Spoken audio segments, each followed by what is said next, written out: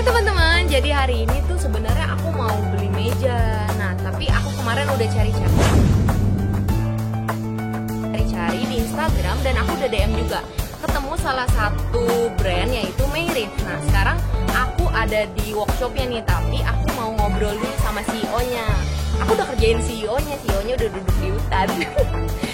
Sini. Halo Pak. Halo. Kenalan dulu apa gimana? Udah kenal ya tadi ya? Kan buat formalitas Pak. Ya udah deh, kan Bapak. Oh Bapak namanya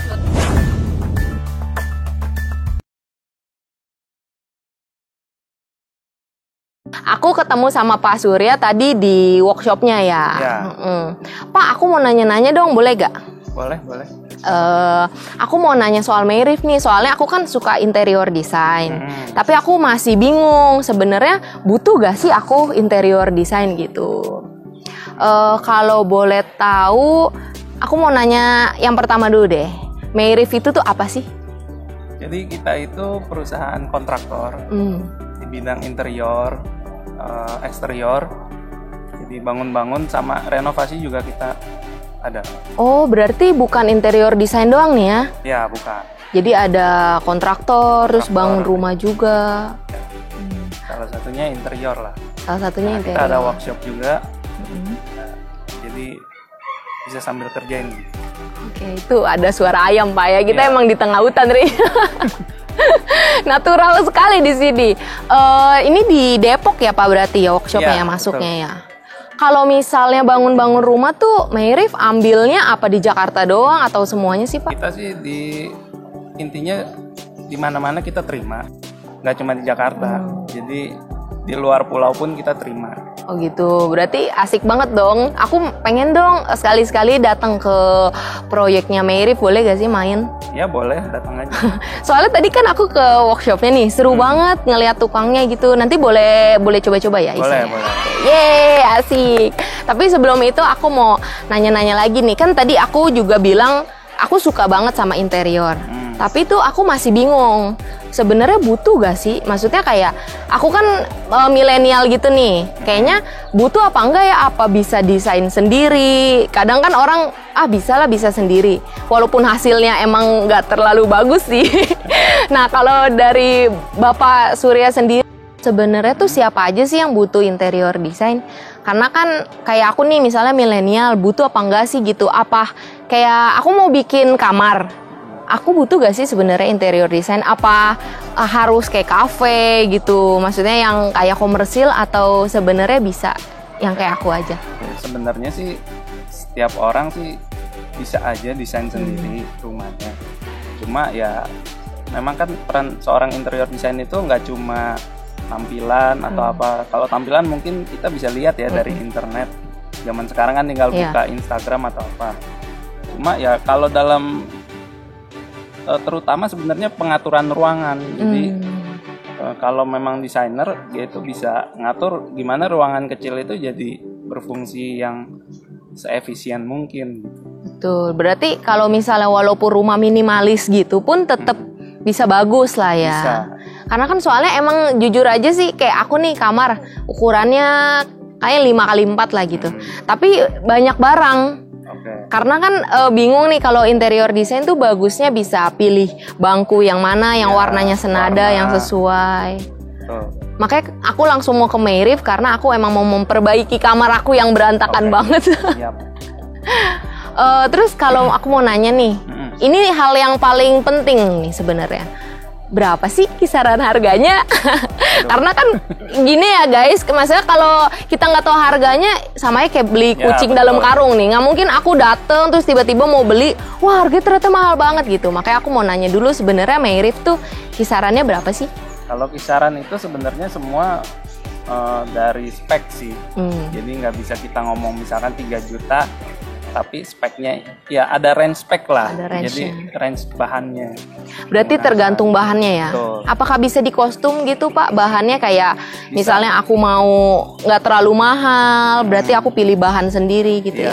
Ya itu bisa tinggal request aja. Jadi misalkan dengar kayu kamper bagus dibanding kayu jati, ya kita kan bisa pakai alternatif camper tapi tampilan mirip jati gitu. Oh, kalau camper sama jati lebih murah camper berarti ya? Ya lebih murah kalau dari segi harga ya. Dari segi harga, tapi dari segi kualitas emang Kualitas sih memang jati itu ya udah top lah. udah top ya. Berarti tuh jati kayu nomor 1 ya. Ya nggak cuma jati sih, ada ulin, macam-macam lah kayu. Cuma semua dari ketahanannya sebenarnya. Aku pernah beli juga lemari. Jadi tuh lemarinya tapi bukan dari kayu. Jadi tuh kayak serbuk. Ya. Serbuk gitu. Itu MDF. MDF. Jadi serbuk kayu juga tapi dipadetin Dan itu lebih murah sebenarnya ya. pastinya. Cuma nggak tahan. Kalau kena banjir Biasanya langsung kena air langsung lapuk. Iya, makanya. Berarti paling bagus kalau misalnya rumah yang sering kebanjiran. Soalnya ya gitulah, kadang-kadang kita nggak tahu juga gimana bencana alam. Betul. Tapi memang ada harga ya pasti ada kualitas Iya, lah ya. betul. Jadi, kalau memang mau cari kualitas yang top itu juga bisa. Kalau mau yang Di sesuai budget range juga. bisa. Berarti mantep banget nih. Berarti nanti aku bisa langsung lihat di situ dan kostum. Nah, aku sekarang mau nyinggung satu lagi nih. Kan tadi kan Bapak bilang kalau misalnya Mayrif juga ada bangun rumah. Berarti dari nol banget nih, dari tanah terus dibangun. Apakah bisa sepaket sama interior? Oh, bisa lah. Bisa ya? Nah, beberapa proyek kita sih malah dari tanah kosong kita bangun, akhirnya interiornya juga sama kita juga. Oh. Jadi udah satu paket, tinggal doang. Oh, ada di mana aja tuh Pak biasanya?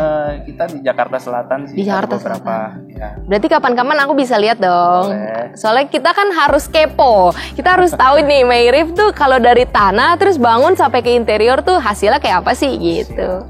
Next guys, next kita kerjain CEO-nya. Kita mau jalan-jalan lagi.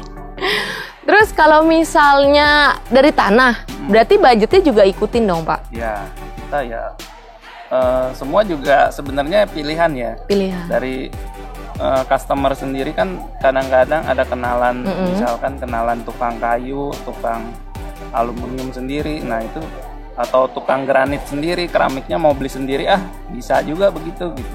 Oh, berarti sebenarnya bebas ya, nggak harus sama Mayrif terus. Semua sama kita gitu. Berarti bebas kalian misalnya ada punya teman mau meja sendiri, granit sendiri. Oh, gitu. Tapi pasti harganya lebih murah lah ya Pak sepaket. Nanti aku kalau mau bangun rumah aku mau ke Mayrif juga soalnya. Semua balik lagi ke spek. Semua balik ke spek ya. Iya. Soalnya kalau fondasi rumah juga harus yang kuat dong gitu. Aduh. Jadi memang sebelum bangun itu kita biasa sih ada ahli struktur sendiri. Jadi akan dihitung dulu sama ahlinya. Nanti memang speknya seperti ini, besinya pakai yang setebal ini gitu. Semua ditentuin sih. Memang ada hitungannya juga. Oh, berarti selain dari interior itu semua ada arsiteknya juga ya? Ya, kita juga kerja sama arsitek-arsitek juga. Jadi ya namanya kita kan di bisnis seperti ini gitu ya. Semua dari mulut ke mulut, referensi. Yeah. Jadi ya memang terutama arsitek kita sering kerja sama. Oh. Jadi nanti arsitek misalkan disuruh gambar, diminta oke, desainnya dong gini-gini, nanti kita direferensiin sebagai kontraktornya. Bisa juga sebaliknya. Jadi kita yang dapat proyek konstruksi, nah kita referensiin arsiteknya siapa. Oh gitu. Berarti arsiteknya emang kita bisa milih juga dong ya? Ya, bisa juga. Oh gitu. Oke deh, seru banget nih. Berarti semuanya Mayrif terjamin lah ya, dari arsitek juga, terus interior juga, dan fondasi bangunan yang paling penting. Aku mau nanya apa lagi ya? Sebenarnya sih udah cukup sih Pak. Udah oke lah. Paling nanti aku mau langsung main ke proyeknya yang rumah yang udah dibangun. Kita mau lihat nih dalamnya kayak apa sih sebenarnya, dan apakah bangunannya sekokoh yang dibicarakan. Nah, nanti kalau aku bangun rumah, misalnya, oh iya ada satu lagi nih Pak, aku penasaran doang sih, kepo. Jadi aku pengen beli tanah sebenarnya. Mau beli tanah, ukurannya sih nggak gede-gede banget. Ukurannya paling 120 lah, 120 meter. Tapi aku mau buatnya tuh ada kolam berenang.